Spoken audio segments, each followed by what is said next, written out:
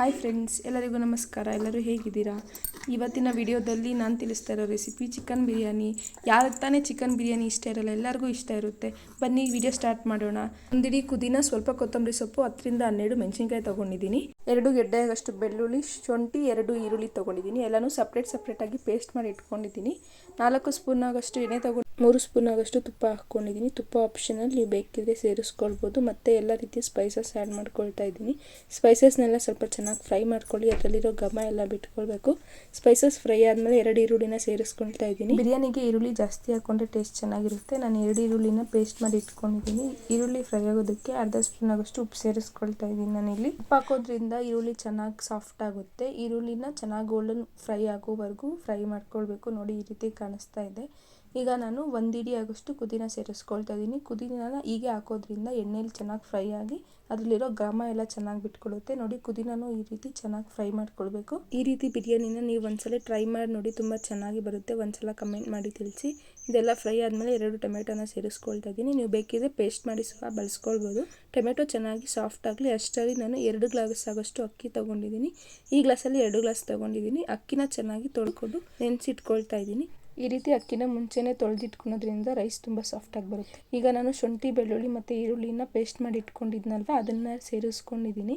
ಅದೆಲ್ಲ ಸೇರಿಸ್ಕೊಂಡು ಚೆನ್ನಾಗಿ ಫ್ರೈ ಮಾಡ್ಕೊಳ್ಬೇಕು. ಅದರಲ್ಲಿರೋ ಹಸಿ ವಾಸನೆ ಎಲ್ಲ ಹೋಗಬೇಕು. ಈಗ ನಾನು ಅರ್ಧ kg ಆಗೋಷ್ಟು ಚಿಕನ್ನ ಚೆನ್ನಾಗಿ ತೊಳ್ಕೊಂಡು ಸೇರಿಸ್ಕೊಳ್ತಾ ಇದ್ದೀನಿ. ಚಿಕನ್ ತೊಳೆಯೋದಕ್ಕೆ ಸ್ವಲ್ಪ ಅರಿಶಿನ ಹಾಕ್ಕೊಂಡು ತೊಳ್ಕೊಳ್ಳಿ, ತುಂಬ ಚೆನ್ನಾಗಿ ವಾಶ್ ಆಗುತ್ತೆ. ಈಗ ಒಂದ್ಸಲ ಫ್ರೈ ಮಾಡಿಕೊಂಡು 1 ಸ್ಪೂನ್ ಆಗೋಷ್ಟು ಉಪ್ಪು ಹಾಕ್ಕೊಳ್ತಾ ಇದ್ದೀನಿ. 1 ಟೇಬಲ್ ಸ್ಪೂನ್ ಆಗೋಷ್ಟು ಉಪ್ಪು ಹಾಕ್ಕೊಳ್ತಾ ಇದ್ದೀನಿ. ಈಗ ನಾನು ಆಗಲೇ ಕೊತ್ತಂಬರಿ, ಪುದೀನ, ಮೆಣಸಿನ್ಕಾಯಿನ ಪೇಸ್ಟ್ ಮಾಡಿ ಇಟ್ಕೊಂಡಿದ್ದೆ, ಅದನ್ನು ಸಹ ಸೇರಿಸ್ಕೊಳ್ತಾ ಇದ್ದೀನಿ. ಸ್ವಲ್ಪ ನೀರು ಹಾಕ್ಬಿಟ್ಟಿದೆ, ಇನ್ನೊಂಚೂರು ನೀರು ಕಮ್ಮಿ ಹಾಕ್ಕೊಂಡು ನೀವು ಪೇಸ್ಟ್ ಮಾಡಿ. ಈಗ ಇದನ್ನು ಸಹ ಚೆನ್ನಾಗಿ ಫ್ರೈ ಮಾಡ್ಕೊಳ್ಬೇಕು. ಅದರಲ್ಲಿರೋ ಹಸಿ ವಾಸನೆ ಎಲ್ಲ ಹೋಗಿ ಘಮ ಬರೋಕ್ಕೆ ಶುರು ಆಗುತ್ತೆ. ಅದರಲ್ಲೆಲ್ಲ ಎಣ್ಣೆ ಬಿಟ್ಕೊಳ್ಬೇಕು. ಈ ಥರ ಕ್ಯಾಪ್ ಕ್ಲೋಸ್ ಮಾಡಿ ಚೆನ್ನಾಗಿ ಬೇಯಿಸ್ಕೊಳ್ಳಿ. ನೋಡಿ, ಈ ಥರ ಕುದೀತಾ ಇದೆ, ಎಣ್ಣೆ ಎಲ್ಲ ಯಾವ ಥರ ಬಿಟ್ಕೊಂಡಿದೆ ನೋಡಿ.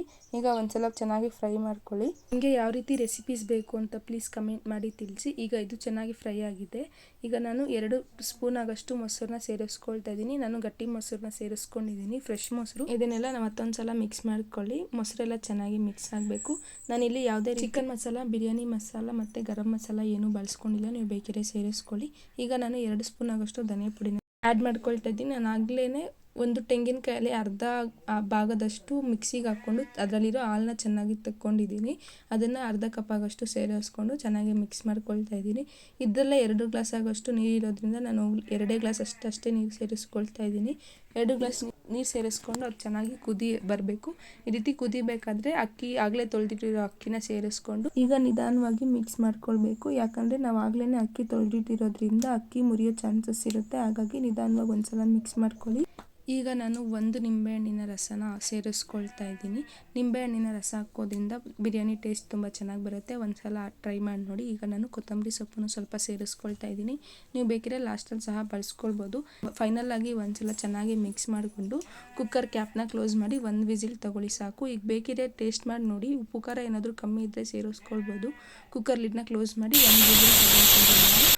ಕುಕ್ಕರಲ್ಲಿ ಪ್ರೆಷರೆಲ್ಲ ಹೋದ್ಮೇಲೆ ಓಪನ್ ಮಾಡಿ ತೋರಿಸ್ತಿದ್ದೀನಿ. ನೋಡಿ, ಬಿರಿಯಾನಿ ಎಷ್ಟು ಸೂಪರಾಗಿ ಬಂದಿದೆ ಅಂತ. ಎಲ್ಲರೂ ಇಷ್ಟಪಟ್ಟು ತಿಂದರು ನಮ್ಮ ಮನೇಲಿ. ನೀವು ಒಂದ್ಸಲ ತಪ್ಪದೆ ಟ್ರೈ ಮಾಡಿ ನೋಡಿ. ನಮ್ಮ ಚಾನಲ್ ನಿಮಗೆ ಇಷ್ಟ ಆಗಿದೆ ಪ್ಲೀಸ್ ಸಬ್ಸ್ಕ್ರೈಬ್ ಮಾಡ್ಕೊಳ್ಳಿ. Thank you for watching.